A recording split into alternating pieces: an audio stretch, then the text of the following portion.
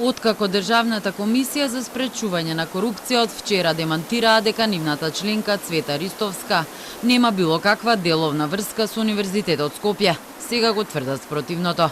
Ристовска работела како гостин предавач и не земала пари за тоа, но сепак додека Ристовска е дел од наставниот кадар на универзитетот, одлучуваше по предметот за директорот на АНБ Бојан Христовски, во рамки на кој се проверуваше и неговата диплома, издадена токму каде таа предава. Што се однесува до членот на ДКСК Цвета Ристовска, сакаме да укажеме дека нејзината соработка со Универзитетот за туризам и менеджмент Скопје била на ниво на гостин предавач и никогаш за финансиски надомест или друг тип договорна соработка.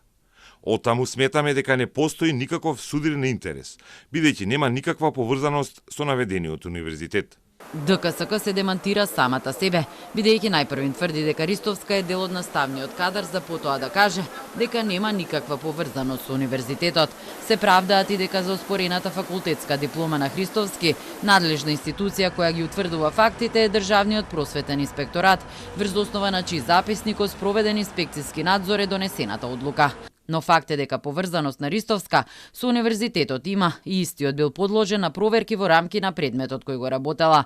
При тоа крајниот збор за тоа дали Христовски ги исполнил условите за врната безбедносна позиција во тајната служба го имаше Ристовска, зошто таа не се изземала од предметот. Членот 73 од Законот за спречување на корупција и судирни интереси во однос на пријавување на состојба на судирни интереси е дециден. Ако службено лице учествува во расправа на орган или тело во кое се одлучува за работи, за кои тоа или блиско лице има приватен интерес, службеното лице е должно да го пријави постоењето на приватниот интерес и да се иземе пред расправата и одлучувањето, а најдоцна пред почетокот на одлучувањето.